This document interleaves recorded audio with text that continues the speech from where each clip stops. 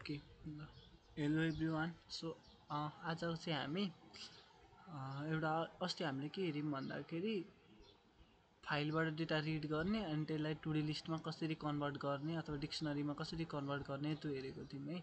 So अब आज चाहिँ हामी एउटा टुडी लिस्ट बनाउँछौँ अनि त्यो टुडी लिस्टलाई चाहिँ फाइलमा चाहिँ एकदम फर्मेटिङ वेमा चाहिँ कसरी राख्न सकिन्छ त त्यो हेर्छौँ ल। सो हामी चाहिँ आज टुडी लिस्टलाई चाहिँ यो फर्मेटमा चाहिँ फाइलमा राइट गर्न सिक्छौँ है। सो सुरुमा के गरौँ, एउटा फंक्सन बनाऊँ। सो डीएफ फंक्सन भनेर राइट टु डी लिस्ट भनेर एउटा फंक्सन बनाएँ। सो यो फंक्सनमा प्यारामिटरमा केही नराखौँ। सो सुरुमा चाहिँ एउटा हामी लिस्ट डेटा भनेर भेरिएबलमा चाहिँ टुडी लिस्ट स्टोर गरौँ है। सो टुडी लिस्ट यस्तै हुन्छ। सो हाम्रो टुडी लिस्टमा चाहिँ आइटम भनेको बाइक 10 क्वान्टिटीमा 1000 इचको छ। सो अर्को भनेको कार भयो। सो कार 20 क्वान्टिटीमा छ अरे, यसको चाहिँ 2000 छ अरे है त प्राइस। सो यो दुईटा डेटा केमा छ, टुडी लिस्टमा छ। सो लिस्टभित्र लिस्ट भए पछाडि के भयो, टुडी लिस्टमा छ है त। सो अब यसलाई चाहिँ हामीले फाइलमा चाहिँ कसरी राइट गर्न सकिन्छ त, सो त्यो हेरौँ ल। सो अब डिफ्रेन्ट वेमा सकिन्छ है। सो हामीसँग राइट गर्नको लागि राइट भन्ने फंक्सन छ फाइलसँग, अर्को भनेको राइट लाइन्स भन्ने छ है। सो यो दुईटाबाट नै हामी ट्राई गर्छौँ। सुरुमा राइट हेरौँ ल। सो राइटलाई चाहिँ अब हामीले इजिली अलिकति इजी हुन्छ बट अलिकति लामो हुन्छ। सो विथ ओपन गर्ने, सुरुमा फाइललाई ओपन गर्न पर्यो राइट गर्नको लागि। मैले info.txt भन्ने फाइलमा चाहिँ राइट गर्दैछु अहिले। सो कुन मोडमा ओपन गर्न पर्यो, राइट मोडमा ओपन गर्नु पर्यो, एज फाइल गर्ने है। सो अब मैले कसरी चाहिँ गर्न सक्छु त टुडी लिस्टलाई फाइलमा राइट भनेको, सुरुमा हामीले यो डेटा भन्ने टुडी लिस्ट छ जुन त्यसलाई आइटरेट गरौँ। सुरुमा टर्मिनलमा प्रिन्ट गरौँ यसको डेटाहरू, त्यस पछाडि फाइलमा राइट गर्न हेरौँ ल।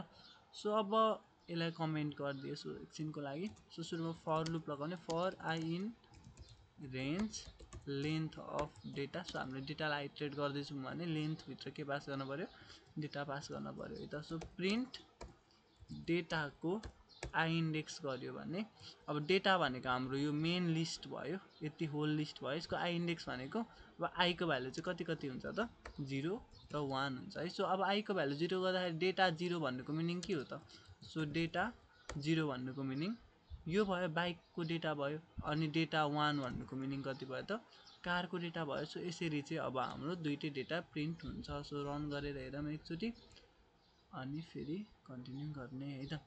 सो ओके एउटा मिस्टेक भएछ सानो, यहाँ कमा हुन्छ। सो यो फर्स्ट आइटम भइसके पछाडि एउटा भयो। सो सेकेन्ड आइटम भए पछाडि अर्को एउटा भयो है। सो बिचमा कमा मैले छुटाएछु, ठिक छ ल। सो अब रन गर्दाखेरि यो रन भएन है।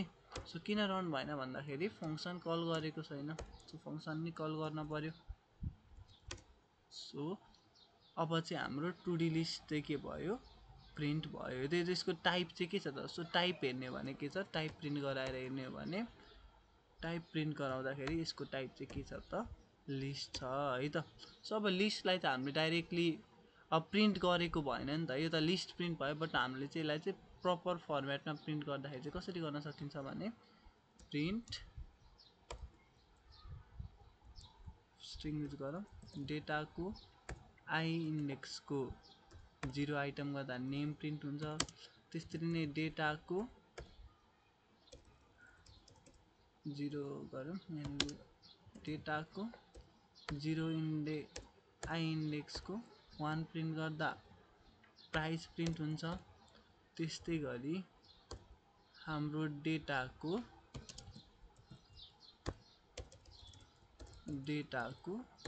आई इन्डेक्सको 1 2 प्रिन्ट गर्दाखेरि चाहिँ के प्रिन्ट हुन्छ, 2 इन्डेक्स प्रिन्ट गर्दाखेरि। सो डेटाको आई भनेको एकचोटि आइटेड हुँदाखेरि यो भयो। सो यसको 0 इन्डेक्स भनेको बाइक प्रिन्ट हुन्छ, त्यस पछाडि 10 प्रिन्ट हुन्छ, त्यस पछाडि 1000 प्रिन्ट हुन्छ। सो 0 1 2 इन्डेक्समा 1000 छ। सो यसको ठाउँमा कति प्रिन्ट हुने, 1000 प्रिन्ट हुनु। फेरि अर्कोचोटि लुप आइटरेट हुँदाखेरि चाहिँ कार प्रिन्ट हुन्छ यसको ठाउँमा, 20 प्रिन्ट हुन्छ यसको ठाउँमा, अनि 2000 प्रिन्ट हुन्छ यसको ठाउँमा। सो यसलाई कमेन्ट आउट गरिदिउँ अनि फेरि रन गरेर हेरौँ है त। सो यति गर्दाखेरि अझै पनि हाम्रो आउटपुट आएन, किन भन्दाखेरि हामीले यहाँ अगाडि एफ छुटाएको छौँ है त। सो एफ राख्यो, एफ स्ट्रिङको लागि एफ राख्यो भने चाहिँ अब चाहिँ प्रिन्ट हुन्छ। सो अब चाहिँ हाम्रो के भयो, डेटा फर्मेटिङ वेमा प्रिन्ट भयो। अब मैले यही कुरालाई चाहिँ जस्ट यो प्रिन्ट गरेको कुरालाई चाहिँ के गरिदिन पर्यो भन्दाखेरि फाइल डट राइट गर्न पर्यो। त्यसको लागि सुरुमा के गर्ने, विथ ओपन ब्राकेटभित्र इन्फो डट टीएक्सटी भनेर बनाएँ। So W H file write मोडमा ओपन गर्दैछौँ भने यहाँ डब्लु पास गर्न पर्यो, इन्फो डट टीएक्सटी फाइलको नाम भयो। सो यसलाई फर लुप पनि लाउनै पर्यो है। सो फर लुप पनि लाएन भने हाम्रो भित्रको टुडी लिस्टको आइटमहरू आइट्रेट गर्दैन। अनि अब यहाँनिर चाहिँ के गर्न पर्यो भने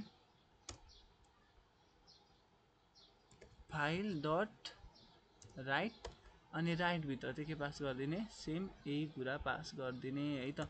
सो राइटभित्र यति पास गरिदिइसके पछाडि चाहिँ अब हाम्रो फाइलमा राइट चाहिँ हुन्छ है, इन्फो डट टीएक्सटी पनि क्रिएट हुन्छ, बट अलिकति फर्मेटिङ मिल्दैन ल। सो किन भन्दाखेरि इन्फो डट टीएक्सटी क्रिएट भयो।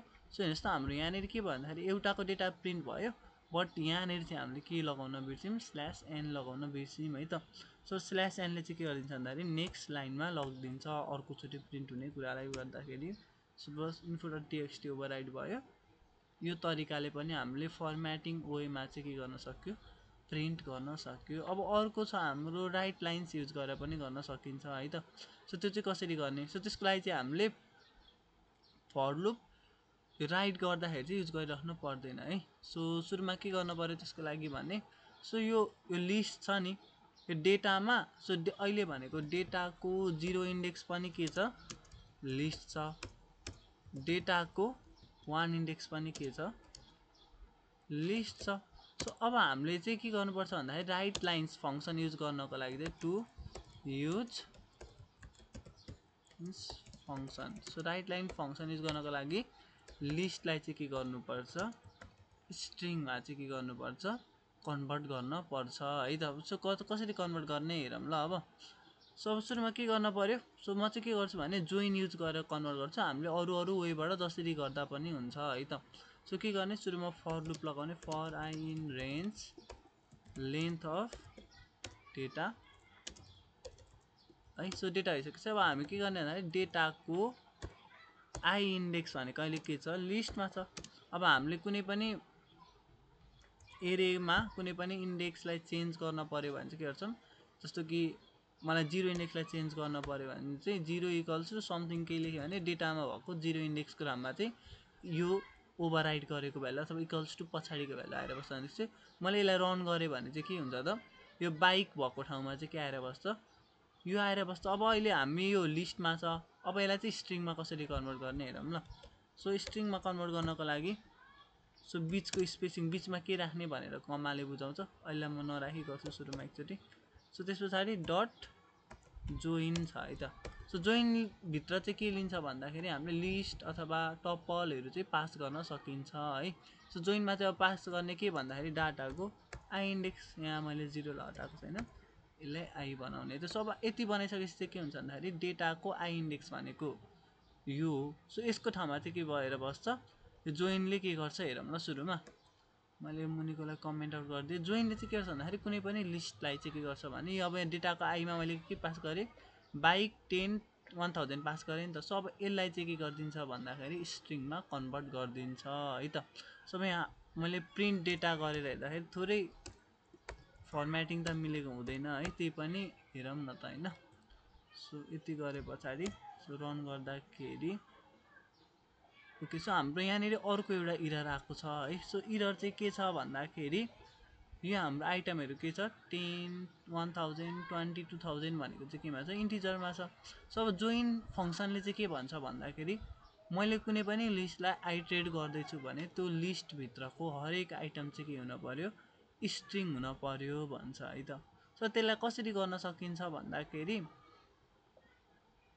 कसरी गरिदिने भन्दाखेरि यहाँनिर हामीले एउटा लुप अर्को चलाउन सक्छौँ। यस्तो गरौँ न, अलिकति तपाईँलाई बुझ्ने वेमै गरौँ। सो के गरिदिउँ भने सो फेरि यो भित्र अर्को एउटा लुप चलाइदिउँ, for I in J use गरौँ ल, J in range length of डेटाको आई इन्डेक्स। सो अघि चाहिँ हामी यो आईवाला लुपले चाहिँ पुरै लिस्टलाई आइट्रेट गर्दै थियो भने अब जेवालाले चाहिँ कुनलाई गर्छ भन्दाखेरि यसलाई गर्छ सुरुमा, त्यस पछाडि यसलाई गर्छ है त। भनेको सुरुमा यो भित्रको 3टा आइटमलाई गर्ने भयो, त्यस पछाडि यसलाई गर्ने भयो। सो त्यसको लागि अब के गर्न पर्यो, जे लुप चलाइसकेँ। सो अब डेटाको आईको जे इन्डेक्सलाई चाहिँ के गरिदिन्छौँ भने हामी एसटिआरमा कन्भर्ट गरेर डेटाको आईको जे इन्डेक्स नै हालिदिन्छौँ है त। सो यति गरिदिइसके पछाडि के हुन्छ, अब यो लिस्टको 10 र 1000 चाहिँ केमा कन्भर्ट हुन्छ त, अब स्ट्रिङमा कन्भर्ट हुन्छ है। सो प्रिन्ट डेटा गरेर हेरौँ, यहाँनिर प्रिन्ट डेटा गर्दाखेरि फेरि रन गरौँ। सो हाम्रो हेर्नु ल, सो जोइन त भयो है। सो यो स्ट्रिङलाई, यो लिस्टलाई हामीले स्ट्रिङमा त कन्भर्ट गऱ्यौँ, बट हामीलाई चाहिएको फर्मेटिङ वेमा चाहिँ भएन, किनकि बिचमा स्पेसेसहरू पनि छैन, केही पनि छैन। अब हामीले चाहिँ अब कस्तो फर्मेट राख्ने त्यो हामी आफै चुज गर्न सक्छौँ है। सो यो फर्मेटमा राख्दा पनि भयो है। सो यो फर्मेटमा राखेर हेर्नु भने सो हेर्नु त, बाइक 10 1000 भनेर सुरुमा आयो, कार 20 2000 भनेर सुरुमा आयो। अब सो हामीले यत्तिकै पनि विथ ओपनलाई मैले अनकमेन्ट गरिदिएँ, यत्तिकै पनि विथ ओपन अनि फाइल डट राइट लाइन्स गऱ्यो भने राइट चाहिँ हुन्छ, बट अलिकति थोरै चेन्ज गर्नु चाहिँ पर्छ है फेरि पनि। सो यति गरिसके पछाडि राइट त हुन्छ, बट हेर्नु ल, रन गरेर हेर्दाखेरि हेर्नु त बाइक 10 1000 आयो, बट के चाहिँ आएन भन्दाखेरि यो कमा पछाडि हाम्रो इन्टर हुनुपर्ने, यहाँनिर चाहिँ /n हाल्न पर्यो। अब यहाँनिर /n भनेको जस्तो कि यहाँ 3टा आइटम थियो भने यसको पछाडि /n हाल्न पर्थ्यो, यसको पछाडि /n हाल्न पर्थ्यो नि त होइन। सो त्यो चाहिँ हामीले कहाँनिर गर्न सकिन्छ भन्दाखेरि जब यो जोइन भइसक्छ, त्यसको रिटर्न स्ट्रिङमा हुन्छ, प्लस के गरिदिने /n हालिदिने है त। सो प्लस /n हालिसके पछाडि चाहिँ सुरुमा एउटा जोइन गरिदिइसक्छ, त्यस पछाडि के गरिदिन्छ प्लस /n हालिदिन्छ है। सो यसरी भन्दा पनि यसलाई चाहिँ के गरिदिउँ भने हामी लिस्ट टु एसटिआर भनेर बनाइदिउँ, अनि त्यस पछाडि चाहिँ डेटाको आईलाई चाहिँ लिस्ट टु एसटिआर एड गरिदिउँ। सेम होला, केही फरक गरेको छैन, मैले जस्ट एउटा नयाँ भेरिएबल थपिदिएँ। त्यसलाई रन गर्दाखेरि हाम्रो आउटपुट चाहिँ info.txt मा फर्मेटिङ वेमा आयो है त। सो ठिक छ, यति गरिसके पछाडि यसरी राइट गर्न सकिन्छ है हामीले। सो वे त अरू पनि हुन्छन् है, यो जोइन युज नगरिकन पनि सकिन्छ सक्न चाहिँ। सो त्यो चाहिँ तपाईँहरू आफै ट्राई गर्नु होला है। कति मिनट भयो हेरौँ एकचोटि। ओके ल ठिक छ। सो आजलाई यति नै है त। सो यसरी राइट गर्न सकिन्छ, सो प्र्याक्टिस गर्नु होला। Okay by by.